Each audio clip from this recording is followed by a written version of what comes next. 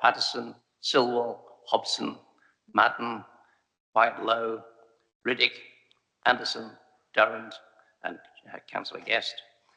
And we have an apology from Councillor Allen and Robin Bromham. Councillor Bromham is standing in for him, and Councillor Anderson is standing in for Councillor Walker, and Councillor Silwell is standing in for Councillor Mitchell. There are a number of council officers in attendance, and it's being led by Philip Stanley, who's Head of Development Management. He's being supported by Bryony Curtin this evening, who will be presenting on the applications. We've got Katie Johnson here, who's making sure we keep to time and taking notes. And to make sure we stay on the straight and narrow, we've got Adele Stapleton from our legal department.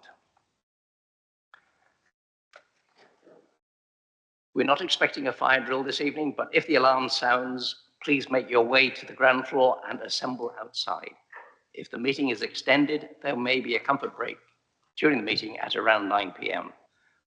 Before we start, please mute or turn off your mobile phones. We've got a few items to deal with on the agenda before we get to the applications.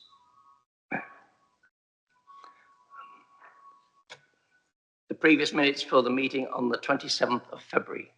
They have been circulated. Do I have your approval to, do I have your agreement to approve the meeting minutes? Agreed. Thank you.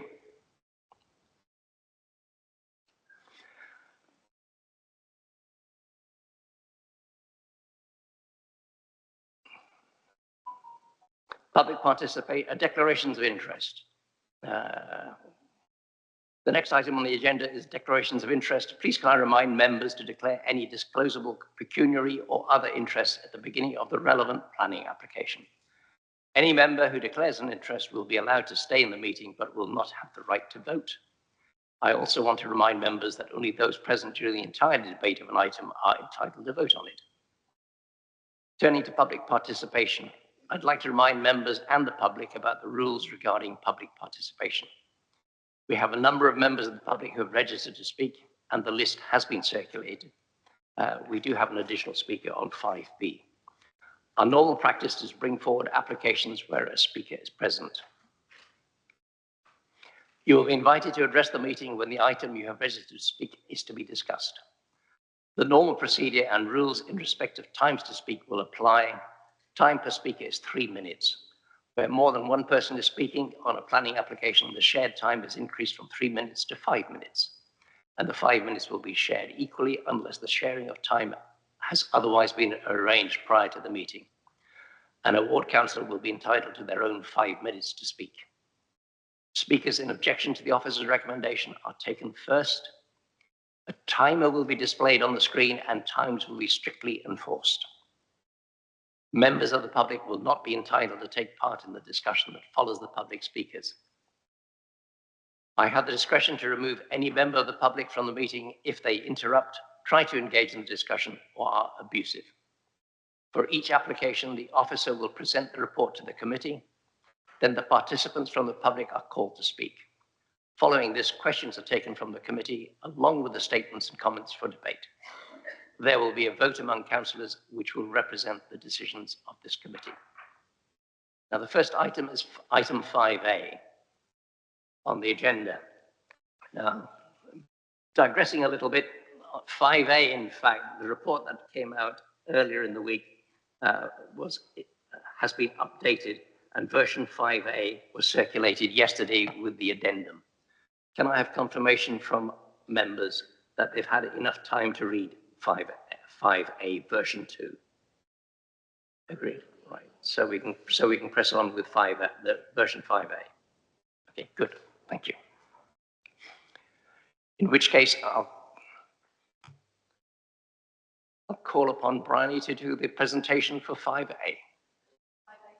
We're doing 5A first because there's no need to defer.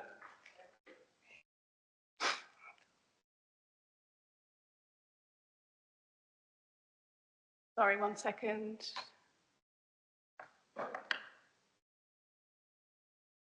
Okay, thank you, Chair.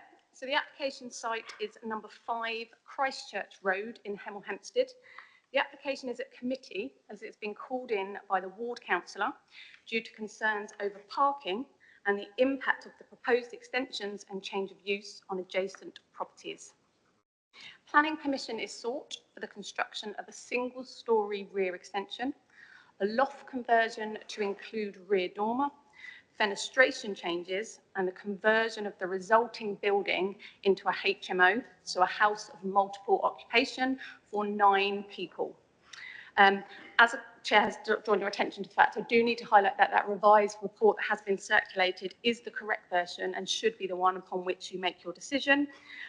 You've all confirmed that you've had enough time to read that, but I'll just spend a couple of moments highlighting the changes.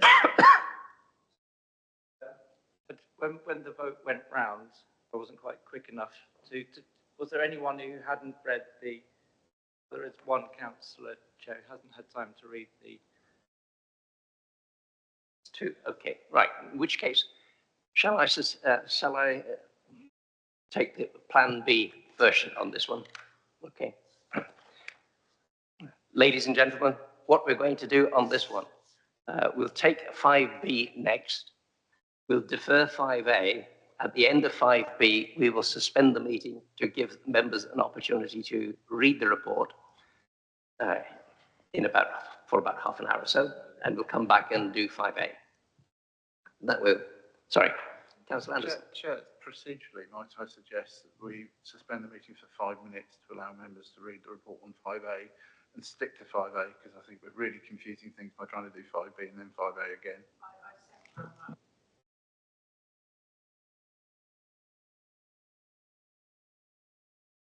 Councillor Madden, is 10 minutes long enough? Right. Just to clarify, the report is track changed, so members should be able to see the elements that are no longer applicable and then the additional text, so the text. So you should be able to see those track changes, and I will, as part of my presentation, summarise the changes for you.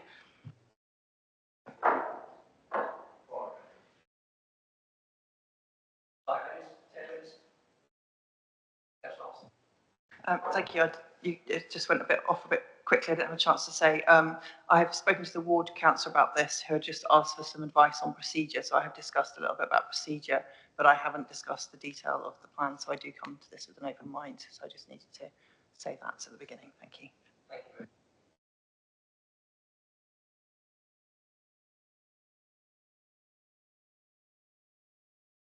5 minutes?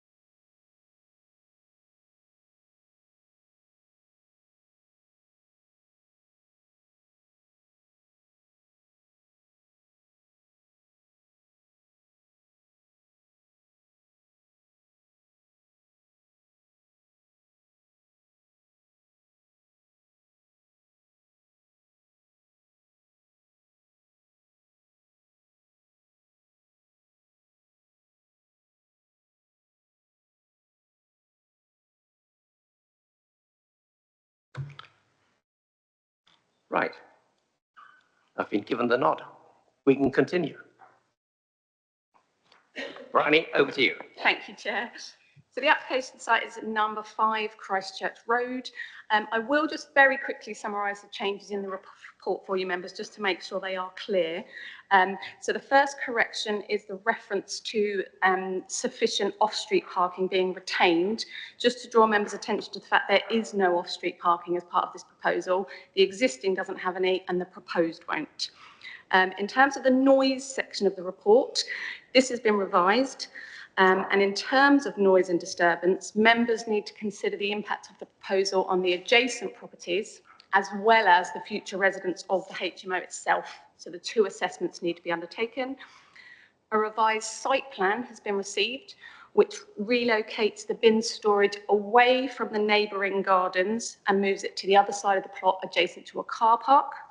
As a result of that, suggested condition number 3 has been amended, and because we now have those details, suggested condition number 4 has been deleted. The concerns raised by residents are summarised and included at the end of the report, and a response to those is also provided. So hopefully members are fully aware of those changes, and obviously we've seen that revised report.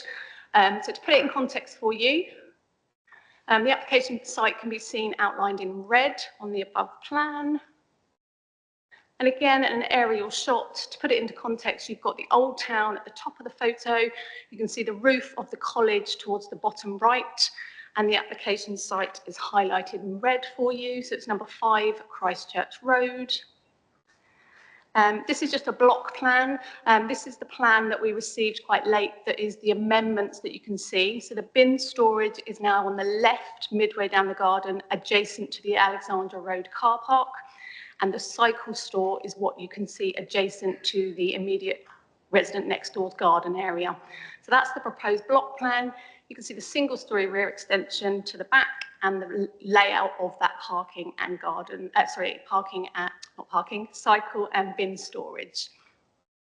So that's just a close-up view of the proposed bin storage in terms of what it will look like, and the cycle storage. So this is the existing cellar plan on the floor plan on the top right, left, and the proposed cellar plan at the bottom. Existing ground floor and proposed ground floor, and you can see the single-storey rear on the proposed ground floor there.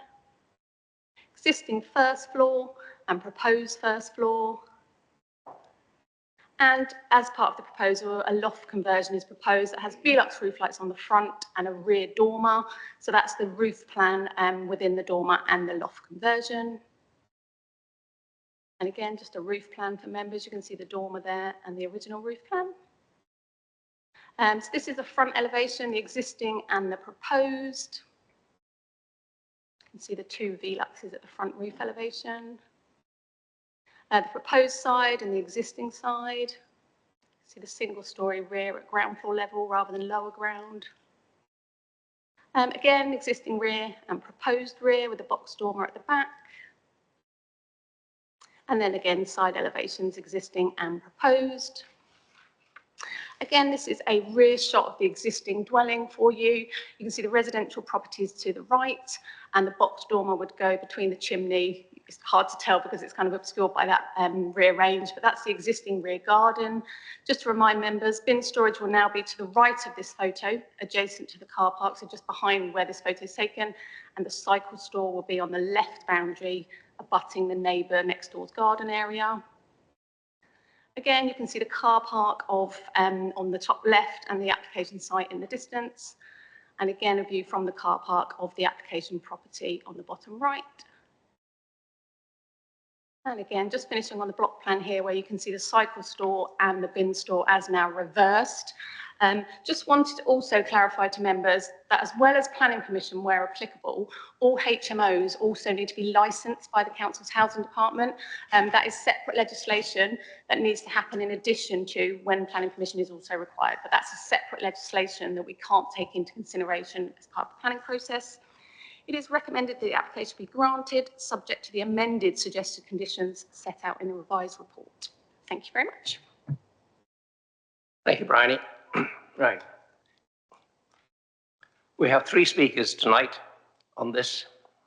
The first one is Councillor Santa Maria, who is the ward councillor, and you've got 5 minutes. Thank you, Chair. I would like to just notify that I wasn't aware of the changes until this afternoon, but I have had a chance to quickly read through them. But some of my points here are possibly addressed by the new version of the report. I object to the application on the following grounds. The development does not comply with Dacorum Borough Council's core strategy. Policy CS11, Quality of Neighbourhood Design, states that development should respect the typical density intended in an area and enhance spaces between buildings and general character. The change of use from a medium-sized family home to a 9-person HMO fundamentally changes the population density of a neighbourhood consisting of mostly family homes.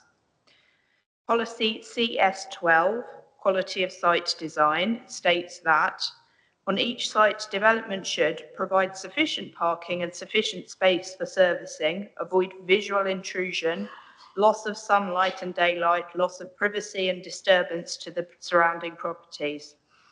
Although the number of parking permits will not be increased, and the developers have stated that most of those expected to live in the property do not own cars, this cannot be guaranteed to continue in the long term and will place a significant strain on the few available parking spaces that are not restricted in the area. The very nature of an HMO, with no room for tenants to live with a partner or children, makes it likely that the property will have a high turnover of tenants. The increased volume of tenants is also likely to lead to increased levels of general noise, even if this does not reach the threshold for antisocial behaviour. The development may provide a short-term solution to the owner's dilemma, but in the long term it provides a small, short-term accommodation which is linked to the tenant's employment. The greatest demand within Hemel Hempstead is for affordable family homes, not bedsits, studios or shared accommodation. I refute the developer's suggestion that there is insufficient accommodation of this sort for workers in Hemel Hempstead, or that rents are comparable with London prices. A recent search indicated that comparable properties are cheaper and more widely available in Hemel Hempstead than Harrow, for example. I found a house share available for £600 per month close to Hemel Town Centre. If the owner wants her employees to have secure and affordable housing close to their place of work, she should consider adopting the living wage to allow them to afford to rent privately, rather than providing shared accommodation while making money back from them. While HMOs are encouraged by current legislation, the scale of the development is manifestly excessive.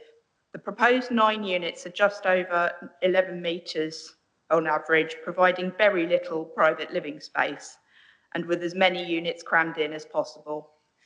A smaller number of rooms, for example 5 or 6 units, would be more appropriate and could provide larger and more comfortable accommodation to support the local workforce for years to come. Thank you. Thank you. The next speakers are Mr. Butterworth and Kim Elliott. You have 5 minutes between. Dear councillors, I'm Greg Butterworth from 41 Christchurch Road. Myself and Kim Elliott from number 3 are speaking on behalf of the many residents here tonight who strongly oppose this application. We have 3 main concerns. 1, the inaccuracies in the planning application and the planning officer's report. 2, the proposal not meeting the requirements for HMOs. 3, the adverse impact the development would have on the neighbourhood. Firstly, the inaccuracies. 5 Christchurch Road is a Victorian end of terrace house. Yet remarkably, the application's design and access statement refers to it as a mid of terrace dwelling being located near Swingate Lane and Bassant Road. This location is in southeast London, over 60 miles away from number 5. This lack of attention to detail shows a substandard approach, raising concerns as to how this HMO will be managed. A large amount of the planning officer's report was rewritten yesterday, amending various mistakes, yet it still repeats this gross inaccuracy. referring to a two-storey mid-terrace house. We would ask why so many changes were made one day before this meeting, and how the officer can recommend this application when they refer to a different type of property is worrying. It makes us question whether a site visit has been made to establish the character of the area. Secondly, the proposed scheme does not meet the requirements for HMOs. HMOs must meet all planning regulations, including amenity and space requirements. Your standards state that the minimum width for an HMO kitchen is 1.8 metres at its narrowest point. However, the second floor kitchen is only 1.48 metres wide. Your HMO consultee states both kitchens will need to provide adequate facilities for 9 persons in accordance with amenity standards. This means a minimum size of 11 square metres versus the 9.6 square metres submitted. Amenity standards state that habitable rooms must have an adequate level of natural lighting, provided by a clear glazed window.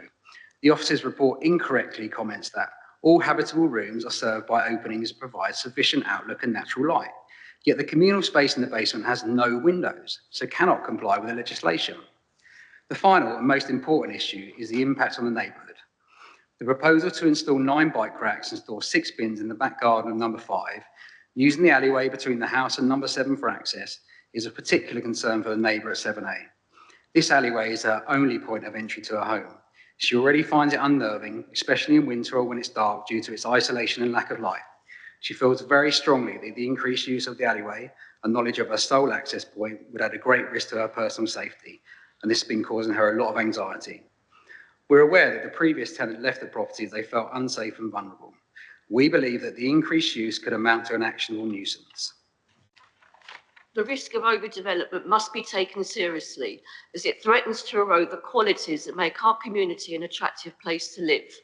Living near an HMO increases the likelihood of higher levels of antisocial behaviour, traffic, waste, pest control issues and parking problems. All have a detrimental impact on the character and appearance of the immediate street scene, residential amenity and parking provision. As you may be aware, Hounslow Council recently tightened its HMO controls to reduce antisocial behaviour, noting that HMOs are amongst the most difficult to manage properties in the sector and can present serious risks to harm to the health and safety of its tenants. An HMO review by Lewisham Council concluded that the evidence suggests a link between HMOs and antisocial behaviour, including rubbish and fly tipping, worsening the street quality. Many residents have chosen to live on Christchurch Road because it is not yet blighted by antisocial behaviour. We do not want this to change. Christchurch Road is predominantly made up of small to medium-sized homes, housing mainly families, couples and retirees. We're a strong community where everyone knows each other. Some residents have lived there since 1978 and we strive to keep the area clean and safe. In conclusion, approving this application would encourage more HMOs, which would fundamentally change our neighbourhood. Contrary to the opinion of the planning officer, we believe that the application neither meets the technical requirements for such a development, is in keeping with adopted and government policy, and most importantly, that the impact it will have on residents and the neighbourhood character will be excessively negative. We trust the committee can see this, will listen to the real concerns of the united local community and reject this and any subsequent applications of this kind. Thank you. You've kept time brilliantly. Right. The speaker in support of this is Mr. Gutworth. He's not here. So, members, over to you.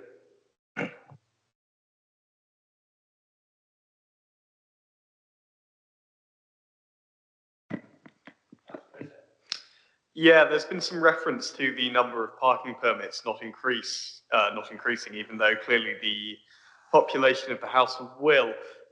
If there are 9 individuals in the house, what is going to be the ratio of individuals to parking spaces? So our parking officers have confirmed that the parking allocation is done per dwelling house. So the existing dwelling house is entitled to 3 permits, and the HMO would still be entitled to 3 permits and no more, even if there were 9 occupants. So the number of permits is per dwelling, regardless of how many occupants are within that dwelling. So it's 3 permits per dwelling. Does that answer your question? I mean, it answers the question. I'm just not sure how that tallies up with our usual requirements, sort of 2.3 per house. Well, that's a separate thing. So that's when we're looking at off-street parking provision. There is no off-street parking provision here. So residents of the HMO would either have to have a permit to park, or they would have to park outside that controlled zone during the hours of operation. So there isn't an off-street provision here at all. As I'm saying, as Phil's just clarified, and the report makes clear, for a HMO, the parking requirement is set out in our parking standards. So it's 0.5 space per bedroom. There's obviously a shortfall there because there's no off-street parking, but the existing property would also have a shortfall.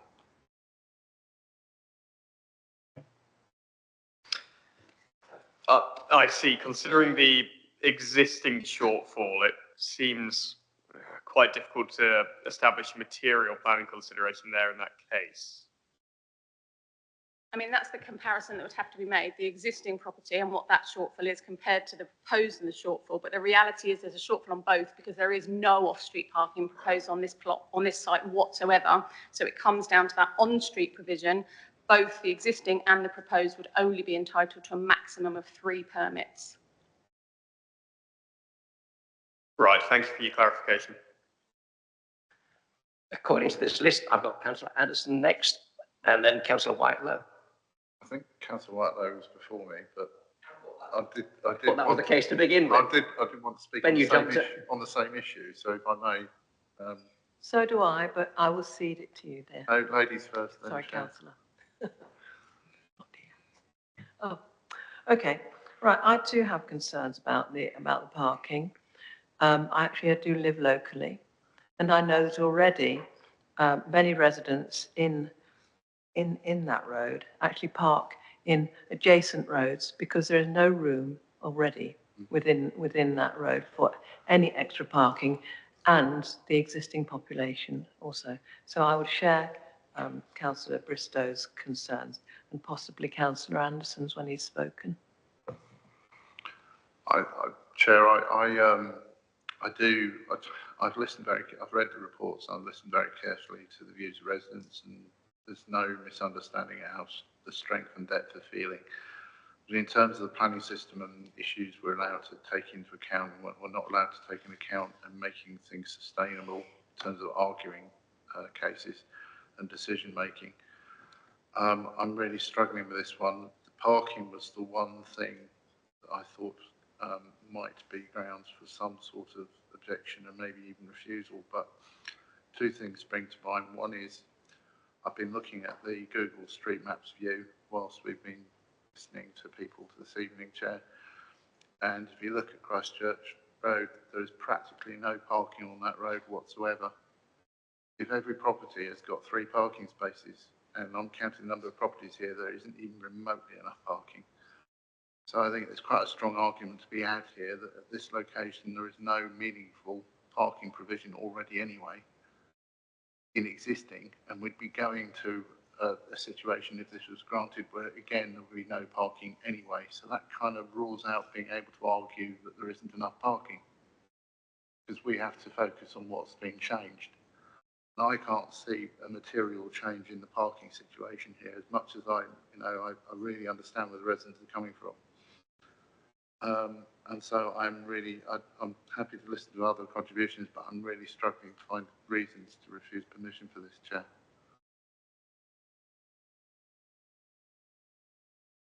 Councillor Hobson. Thank you.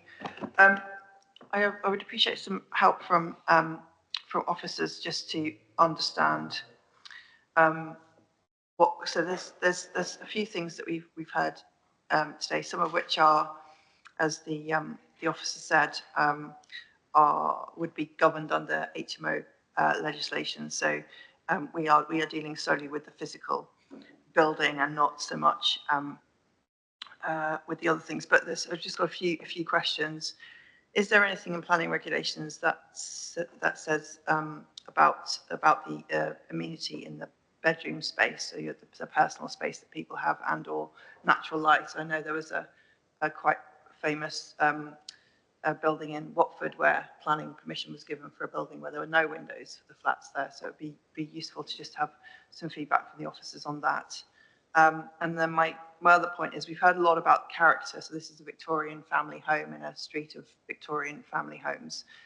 A lot of the time when we talk about character, streetscape, we're talking about the physical outside of the house. For much of this isn't going to change from the street scene apart from the side dormer.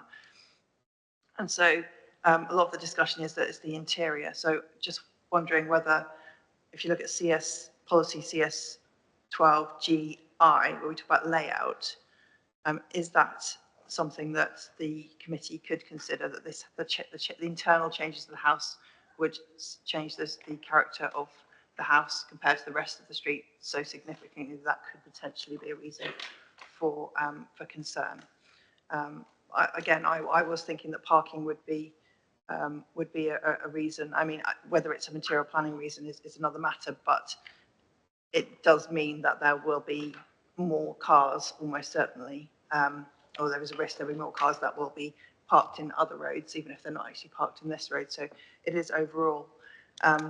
One thing I would just say at the end, just a comment, is I personally don't have such a strong issue with people who live in HMOs, and also they're not material planning reasons, and I do want to distance myself from any concerns about that, because I don't think we should be judging people who might want to live in these, but I do also agree that I don't think that there is a need for this type of accommodation in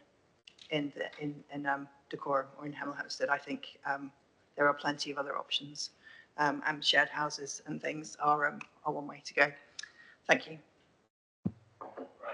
So to answer the first of your questions, if I could just refer you to paragraph 926, where it makes clear that there aren't any standards in terms of planning. However, there are national standards in terms of room sizes and things. And then paragraph 9.27 gives those dimensions of the bedrooms in terms of whether or not they meet those the national space standards. From a planning point of view, we also would need to ensure that there was adequate kind of aspect and a window, let's say, like you've referred to the example where there weren't any windows, 7 bedrooms. The layout is a material consideration. We would make sure that each habitable room, so bedrooms, kitchens, had some kind of open aspect, window, etc. Your second query related to the character of the area. Just to clarify this, so you were saying obviously there are very minimal changes in terms of the front elevation. Was your query more in relation to the general activities of the comings and goings of the intensity? No, it's absolutely not that. That was my final point. I think I was trying to get clarification on when we talk about character, normally we're talking about the external appearance. So if this house was going to be knocked down and turned into a modern building, you could argue that it's not in keeping with the street scene and it's not a Victorian house, but the outside is going to remain. However, the interior is going to change significantly in terms of character compared to the others. And CS12GI does say interior, it does mention interior. So the interior of the house is going to be radically different from all of the other houses. And that was my question, is can the internal changes as being out of character with the rest of the internal layouts of the other houses, is that a material planning thing, or is character in terms of planning just the external? So in terms of the specific point, the internal layout is not covered in CS12. That would be looking at the character of the external changes. But there can, in some scenarios, be a change in character, not because of any physical changes to the building, but because of the activity associated with the use. But on that point, I would just remind members that the report makes clear that a change of use to a HMO for up to 6 people does not need planning permission, and the officer has concluded that the additional 3 that is being proposed wouldn't be so significant as to have an adverse impact on the character in terms of the comings and goings associated with its use as a 9-bedroom HMO, as opposed to a 6-bedroom that wouldn't need planning permission. But CS12, just to clarify that point, doesn't relate to the internal layout. Okay, it would be that was the my external question. That was changes. my question. Thank you very much. Thank you. You've answered that. Thank you. Am I right in thinking that the rear extension could be built under permissive development rights, or something very similar could be built under permissive development rights?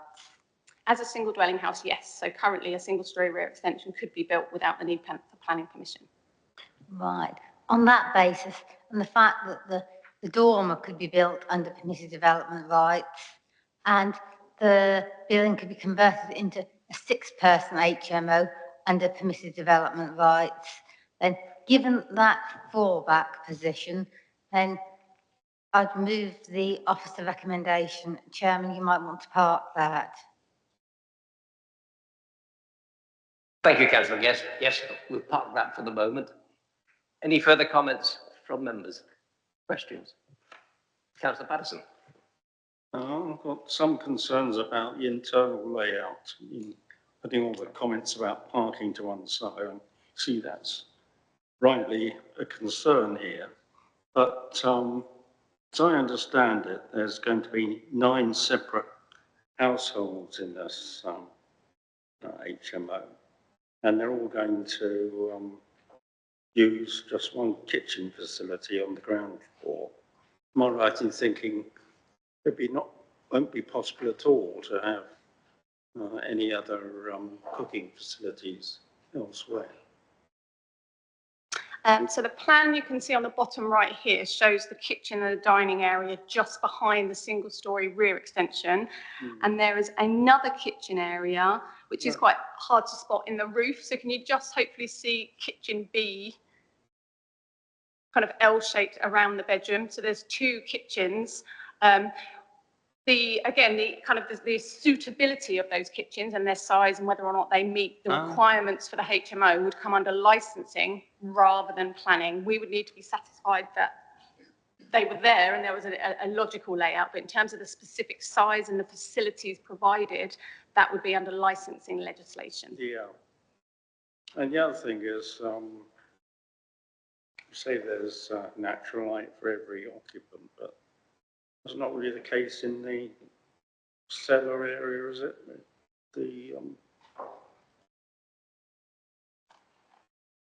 So again, you can see the existing cellar on the top and the proposed cellar on the bottom right. So there is a window and serving that bedroom.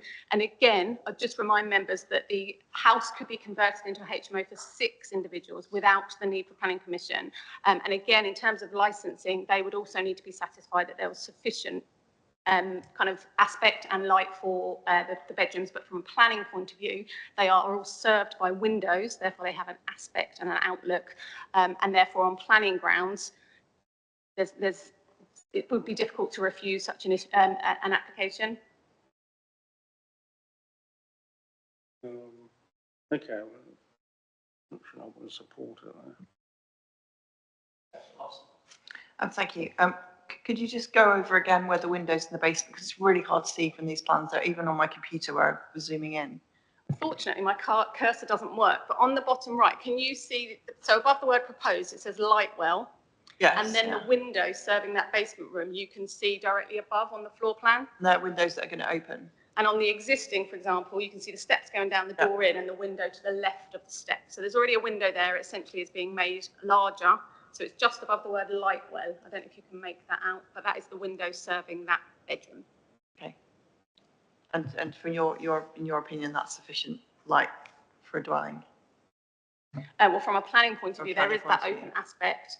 Like I say, it is an existing scenario, and in theory, that existing room could be used as a bedroom. And again, the house could be converted for use by 6 people as a HMO, and that room could therefore be used as a bedroom. Oh, Phil's just drawn my attention to that. It's on the elevation plans too, so that's probably a better image for members. Thank you, Phil. So it's the one you can see just to the left of the word proposed side elevation. So each of those windows is one of each of the bedrooms downstairs. No, that's the window to the left of the word proposed serves the single room that's proposed in the basement. Unit number, bear with me. Unit number 2. Unit number 1 is served by a rear-facing window. Okay. Does that help? That helps. I just wanted to be absolutely sure that I was reading the plans right. I guess just the last thing is a comment really that the planning system allowing you to get planning permission for an HMO of up to 6 rooms, people, doesn't need planning permission, but to license an HMO, if you have 5 or more people, you have to. So from a licensing point of view, you don't need a license if it's 4 or less, which would cover most shared houses, I would think.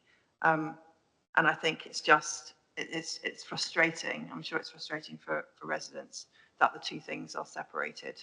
But I guess when it goes to license, the licensing committee will look at this, and there will be a chance for public participation to talk about it, because it might, certainly a lot of the issues that have been raised that aren't around character and parking tonight seem to be quite applicable to the licensing of the HMO.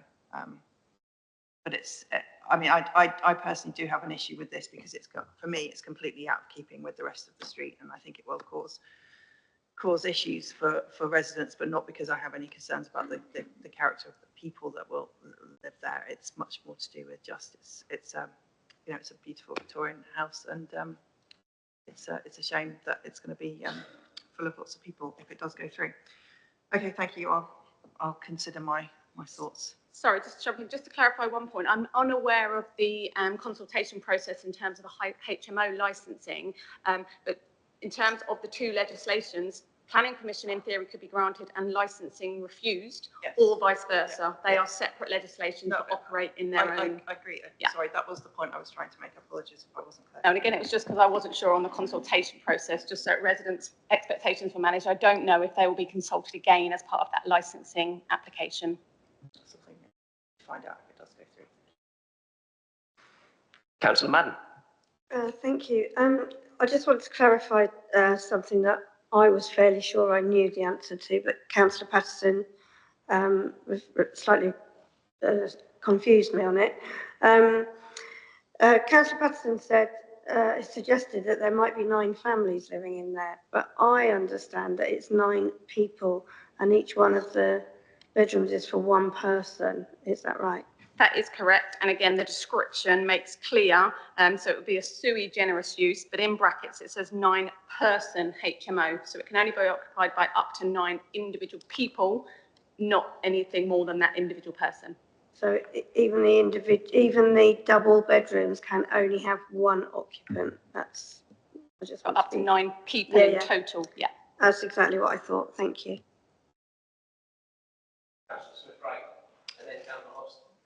Thank you. Could you show me where the access route is in the alleyway and how our waste trucks going to get through? So the trucks don't get through. So my understanding is, and I'm sure residents will correct me if not, that the bin storage comes down the alleyway and the Clean, Safe and Green collects it from the street. They wouldn't, for example, be going around to the back of all of these properties. Bins would be placed on the street on collection day and taken back to their bin storage once collected. And do you not have a picture of that in real time rather than a... No, it's in the addendum. Well, it would the only... I'm not sure if the other one is... Sorry, I have seen it, yes. Okay, thank you.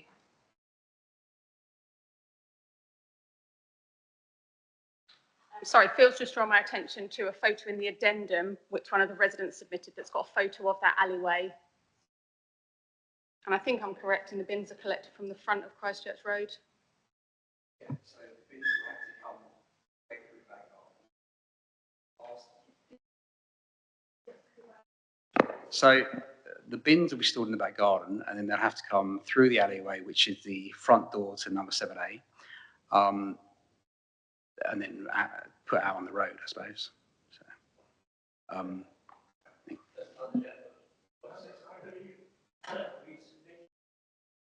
You have just mentioned, it has been mentioned.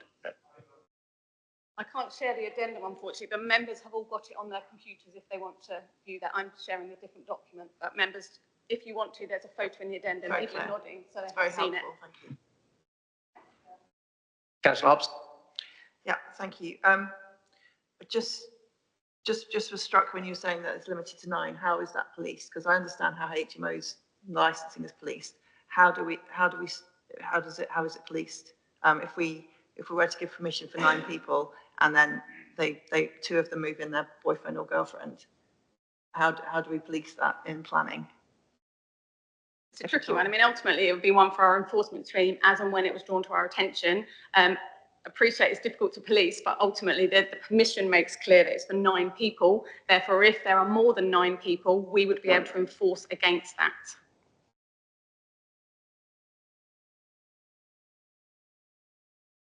Yeah, and licensing again could do that as well, because that would be the terms of the HMI licence. Any further questions? Any further comments? Right. Right, summing up then, we've got a recommendation to approve from Councillor Guest. Do I have a seconder? Mr. Anderson. Chairman, just to clarify, the recommendation is to delegate with a view to approval rather than actually approve. Councillor Anderson. Just seconding it through gritted teeth, Chair. Right, thank you. So we've got a proposer and a seconder to delegate with a view to approval. Can I have a show of hands, please? Those in favour? 3, 4, 5. Is that 6? That's 6. 6 in favour. Those against? 5, 6. So 6 for, 6 against. Okay. In which case, I don't often vote on these things, but I think in this particular case, I find it difficult not to vote in favour. So I'm going to be voting in favour.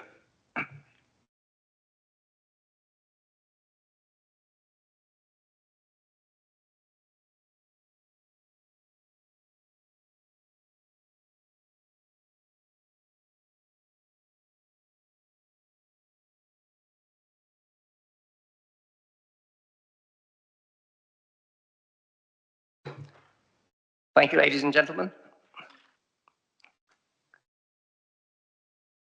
We'll suspend for a few minutes while you leave the room, and we'll move on to 5B.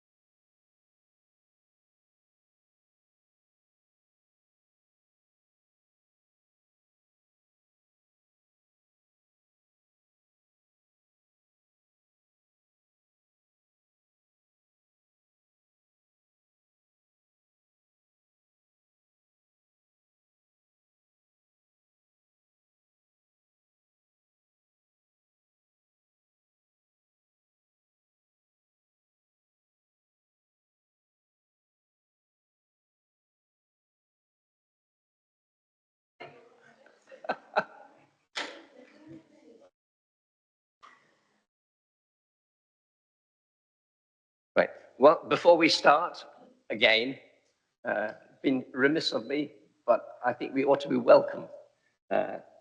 Ross Weir, who's the Assistant Director of Planning, who's joining us for his first ever DMC with us.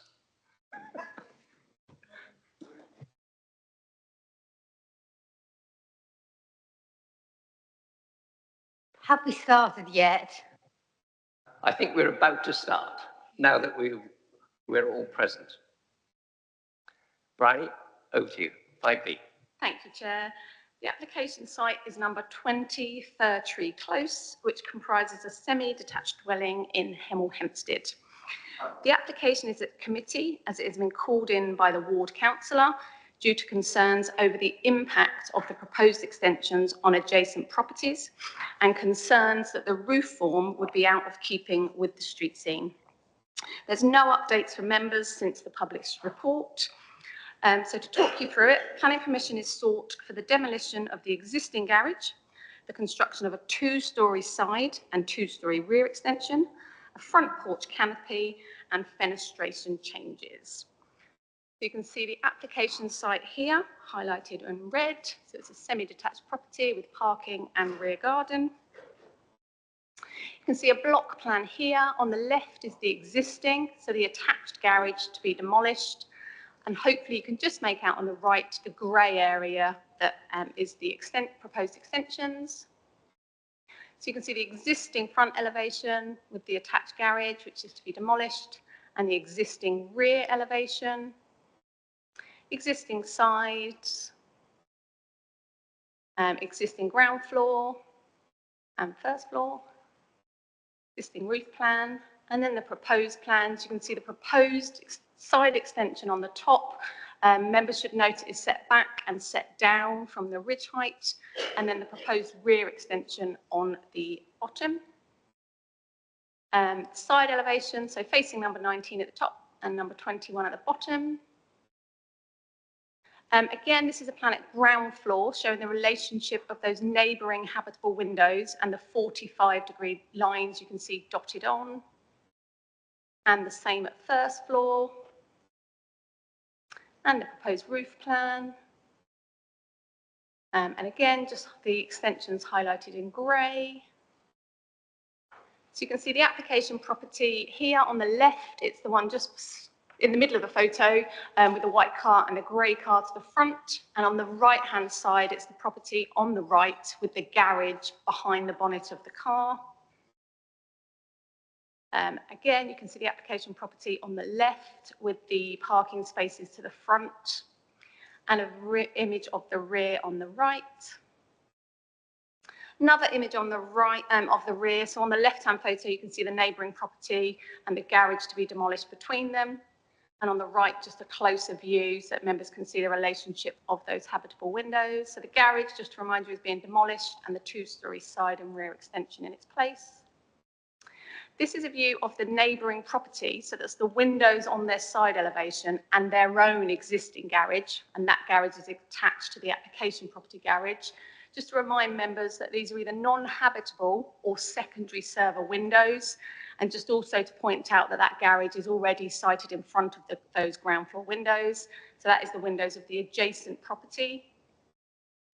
And this is just an image at the bottom of existing examples of extensions in the street scene. So to the right-hand side, you can see a 2-storey side extension, which differs from the proposal in front of you in that the extension is not set down. It's set slightly back, but it is not set down from the ridge height.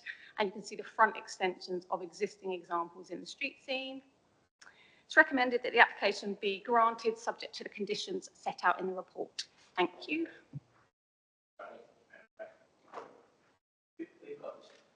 We've got 2 speakers, sorry. Yes, Chair. If now is the right time to declare that I'm a ward councillor for the area, and I was contacted by one of the neighbours who wanted to object, who did not have IT access, and therefore I forwarded their list of points to consider to the case officers, but I retain an open mind on this matter.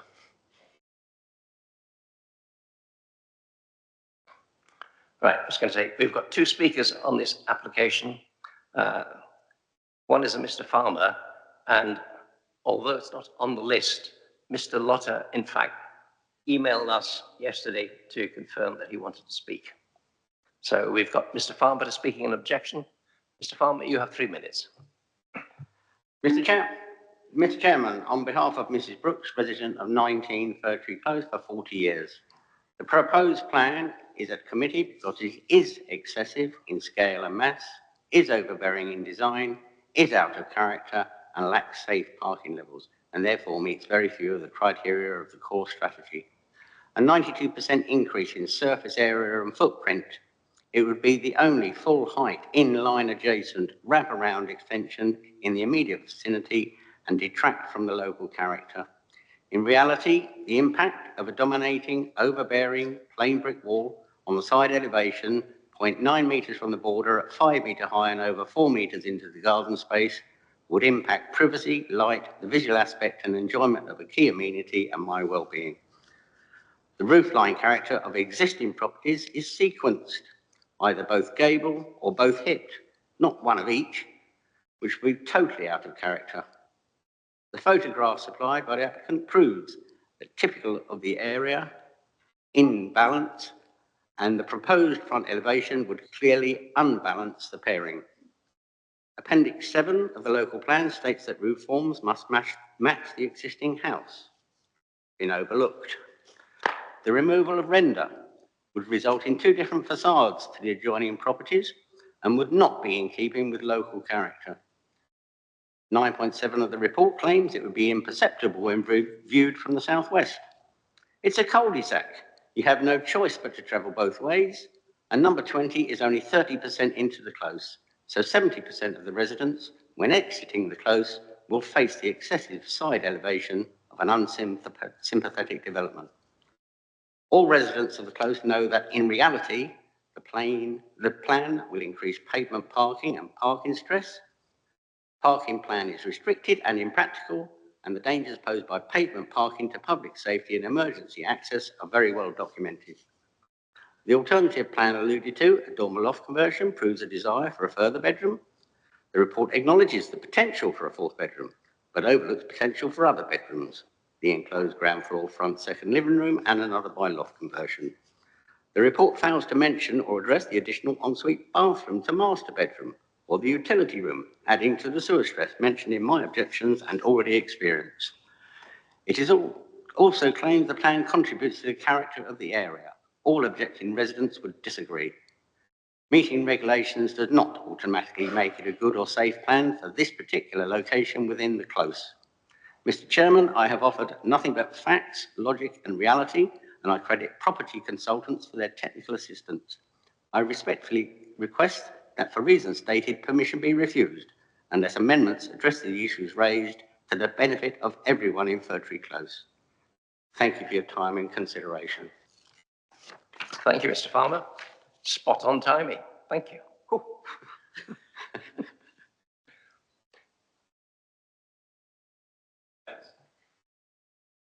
Oh, sorry, Mr. Lotter.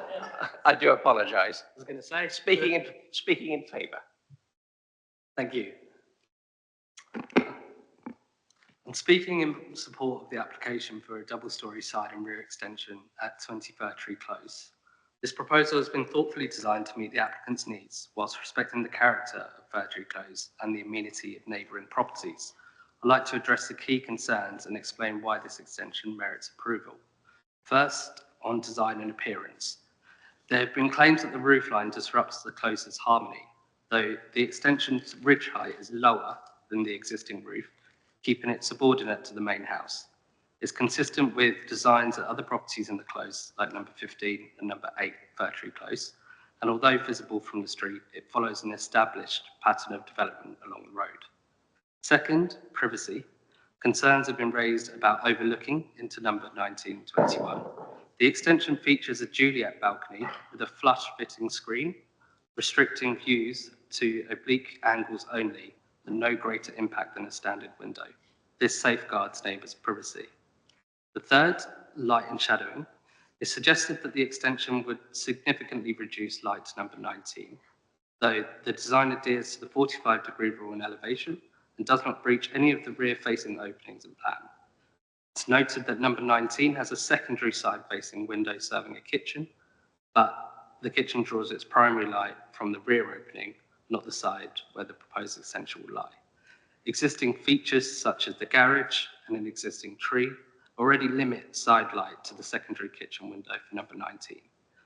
Also, a recent appeal decision supports this.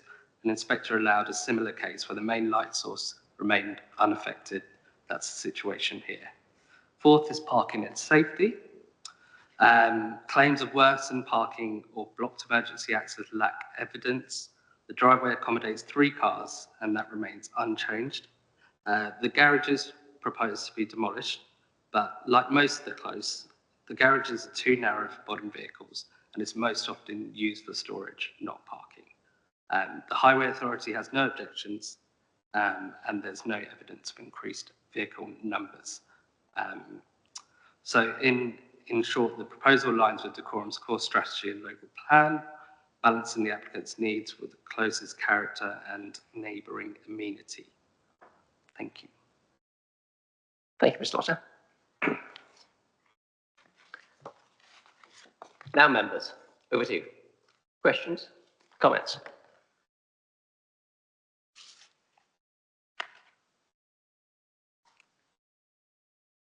Don't all rush at once.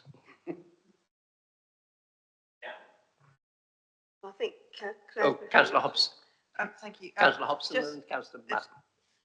It's a comment that there might be a question hidden in there, I'm not sure. So the picture of 5 to 6 Fairtree Coast is really useful because the Google Street Views from 2012 and all of the houses look nothing like this now. Neither of those 5 or 6 is the same as it was in 2012.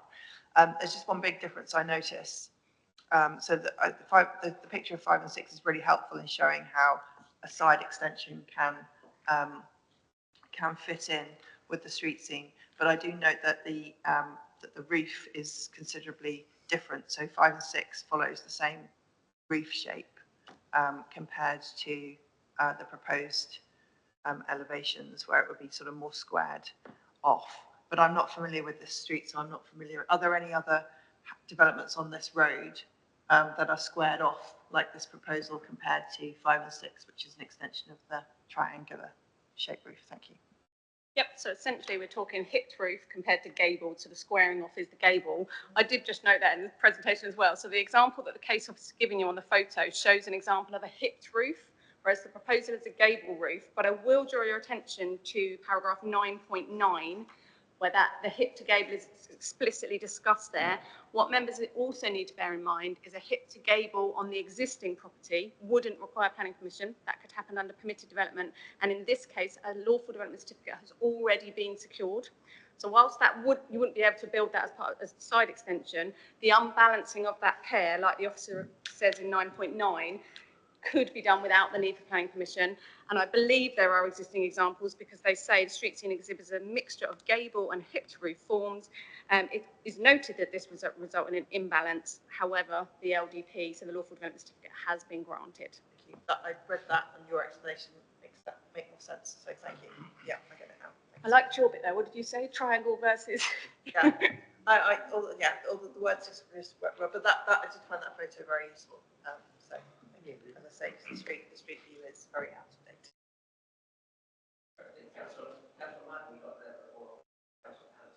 Yeah. Oh, I didn't even see that Alan was there. Just to confirm where the it's number 20, isn't it, that the application site is where the garage is going to be removed and then the extension coming out to the side. I noticed that there is going to be a walkway down the side, and I think I heard the gentleman say it was 0.9 of a metre. Is that right? Is that big enough to like get bins down and things like that? Yep, so you can see the gap there. So in the image, you can see a door opening into that access alley. Yeah. So yeah, the standard wheelie bins are actually just under 700. So the 900 would be sufficient to get the wheelie bin down that side. And you correctly note it is set away from that common boundary, essentially for that rear access alleyway there. Yeah, okay, that's great. Thank you. That's what I thought. I just thought I'd clarify. To answer Councillor Hobson's question, number 22 is hit. So literally the other side of 21. If you're looking on the Google Street View. I'm looking at this. I think there is a very strong character on that side of the road where you've got the two single-storey garages and the gaps between the properties. And normally in planning considerations, you'd say that was quite a strong argument to say for the conservation thereof. What I have to say, though, is that you have to consider what it is you're conserving, and I don't think there's a particular architectural merit in the garages between the buildings. And that being the case, I don't think there's really an argument to be had for trying to conserve that strong form. So on balance, I'm inclined to support officer's recommendation. And just make the semi-flippant remark, Chair, that if only number 19 could enter into a deal with number 20 and do the same thing at number 19, it would make the whole thing look a lot better. And maybe even get a saving on the deal. And try and do it in bulk. But that's being serious for a moment, Chair. I honestly can't see the grounds for refusing this. I'm happy to move on to the recommendation. Thank you for that. We'll park it for the moment. Any further comments?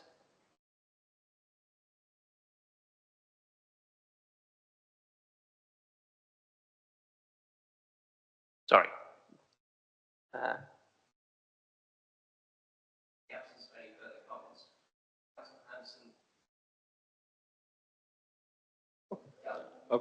There was one thing that was picked up earlier that the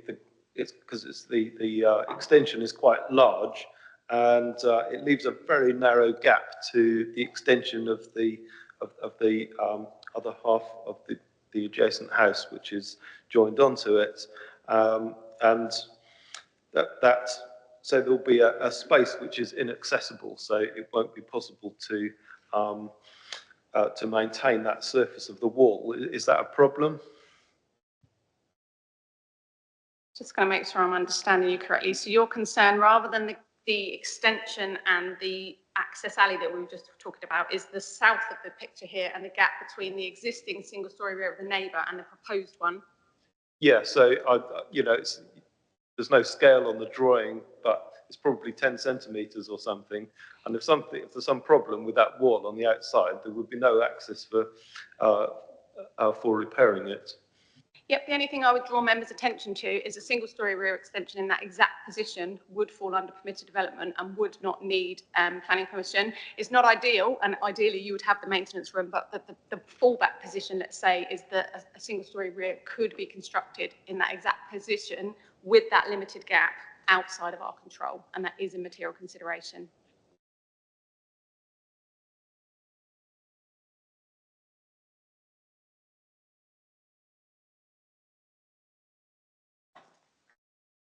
So coming back then, Councillor Anderson has made a recommendation to accept officer's recommendation. Do I have a seconder? Councillor Hobson. Can I have a show of hands, please? Those in favour?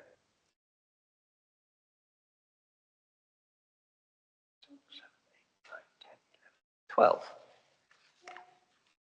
12 in favour. None against? I abstain. Thank you.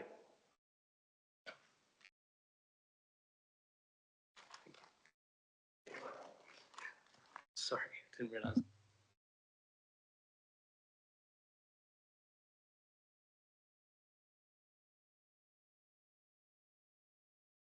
We're going to do an appeal update next before we break. Okay.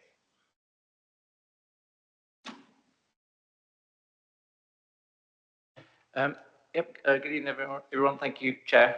So this is the appeals update, item 6 on the agenda. It relates to appeals received by the Council between the 1st of January this year and the 7th of March.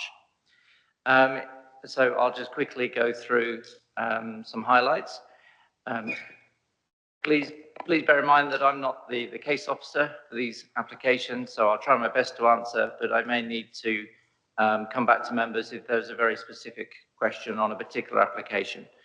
In terms of appeals lodged, it's actually quite a quiet period, only 3 appeals lodged. Just to note that the item number 1, that's now been downgraded. That's not going to be a public inquiry, that's going to be a hearing. That's land north of Dixon's Wharf. That's a development for up to 9 self-build plots on the corner of Wingrave Road and Tring Road. And that application was refused due to a poor relationship to the village and being out of character with the area. In terms of appeals dismissed, there are 6 appeals dismissed in the period.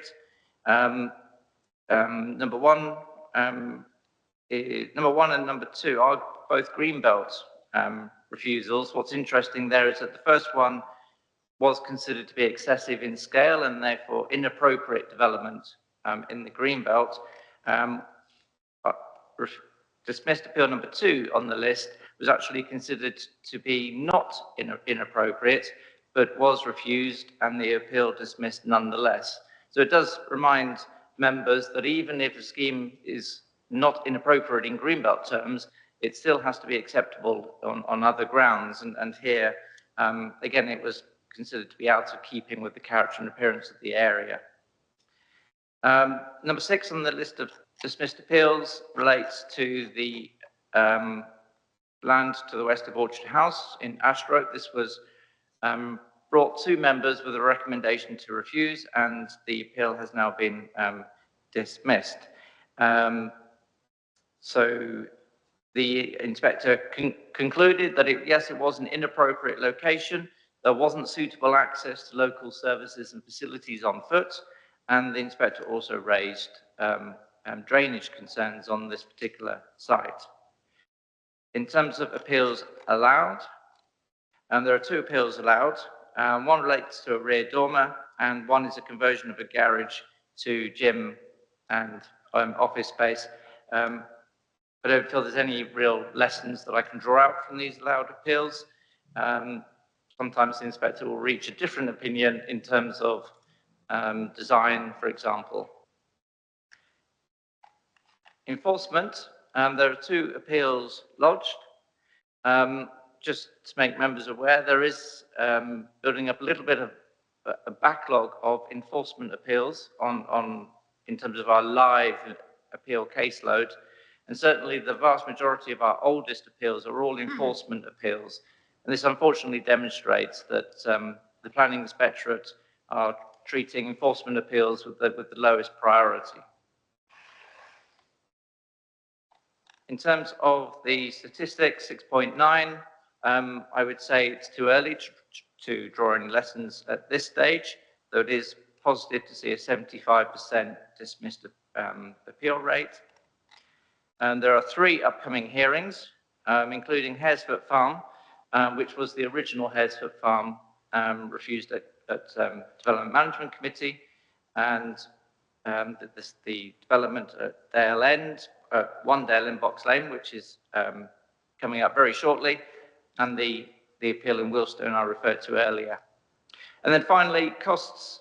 There's a cost application, again relating to the Ashgrove Lane development, and the inspector refused to entertain the appellant's cost claim and concluded that the late addition of LLFA comments didn't represent unreasonable behaviour.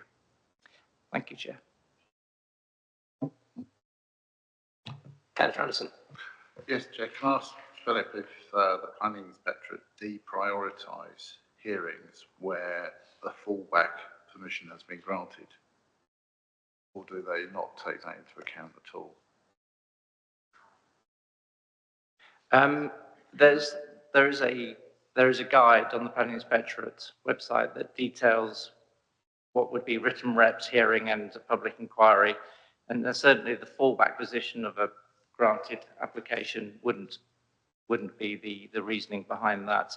It would be more does the evidence need to be cross-examined, the level of complexity of the application itself, and the level of expected interest. So in terms of the fallback position, that's not on the list that I've seen.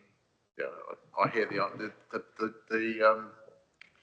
to the question I wasn't asking is write to your MP.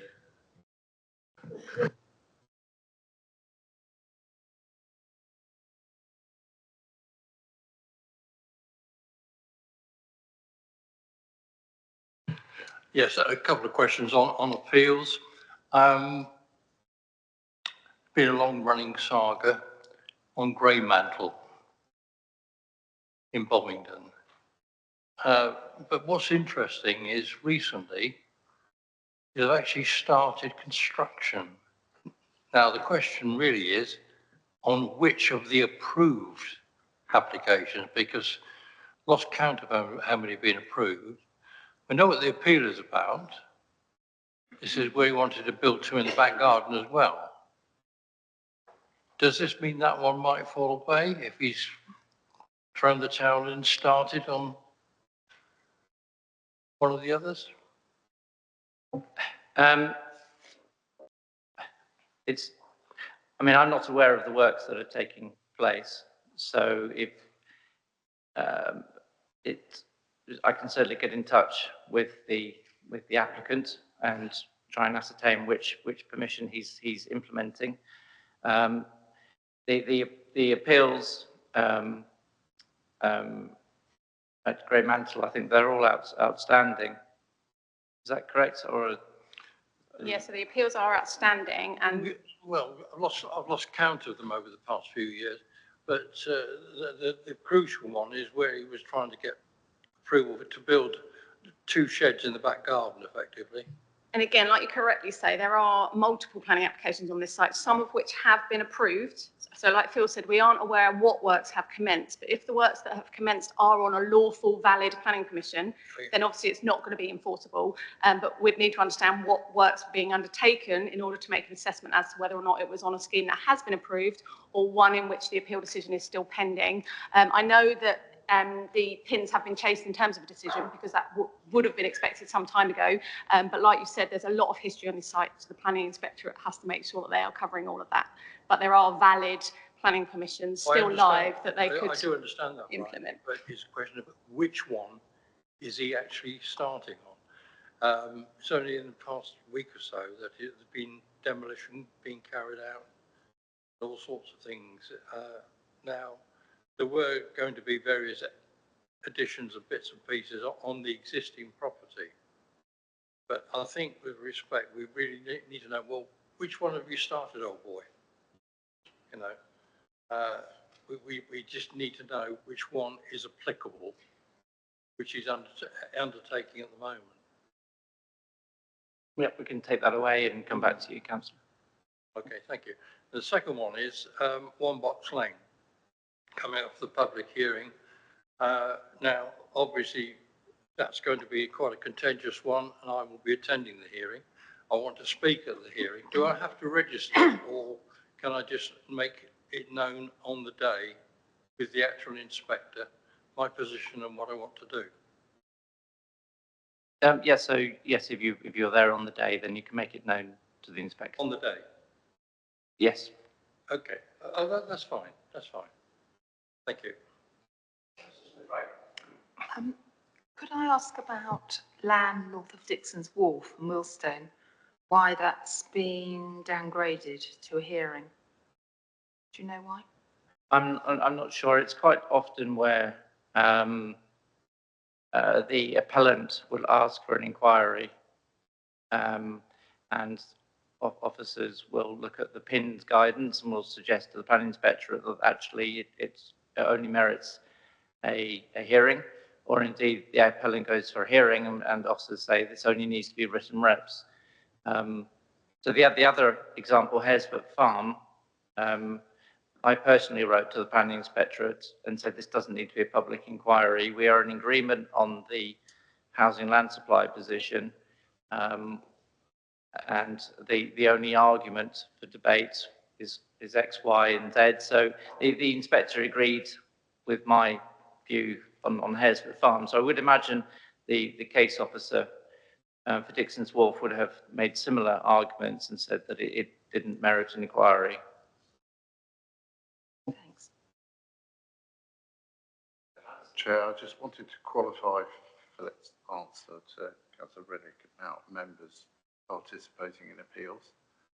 I think that has to be judged on a case-by-case basis. There will be some appeals where, and I know this has happened in the past, where the council has been in a position where, I can't write and say it, it's been too difficult, it can't be afforded to allow members to participate in the process because of the potential harm they could do to the council's position.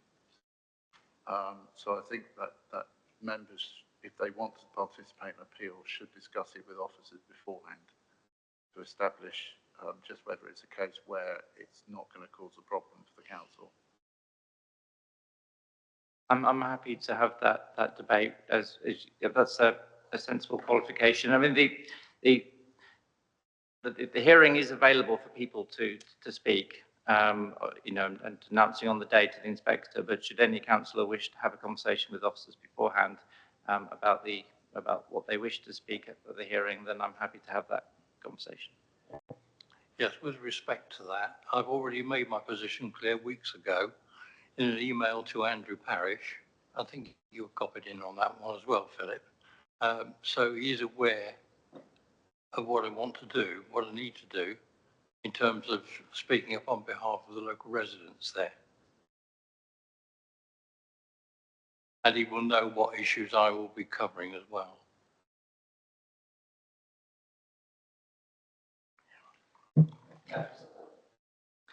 Right, okay. This is purely my,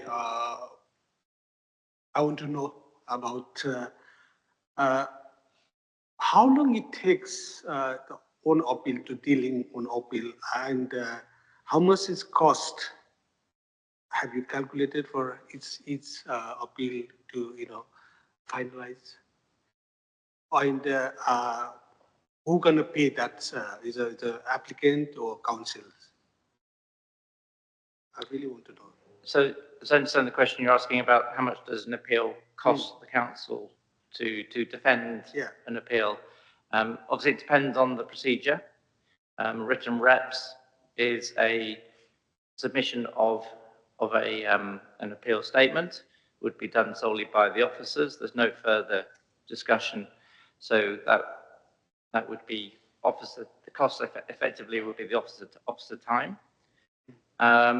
Once you go into hearings and particularly public inquiries, that's where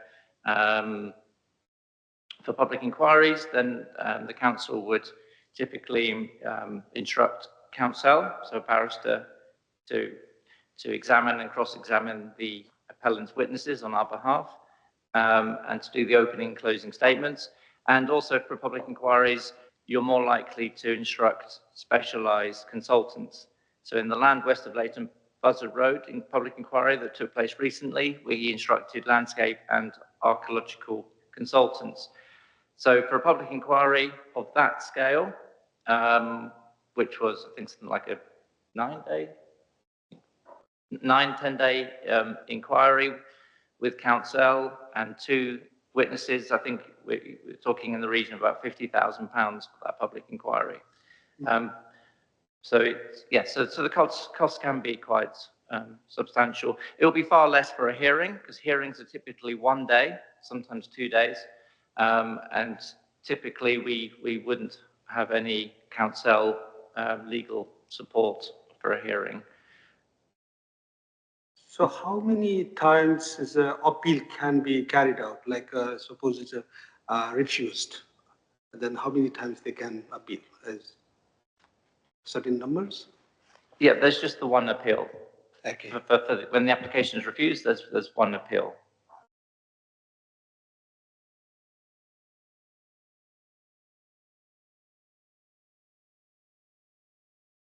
In which case, report noted. Thank you.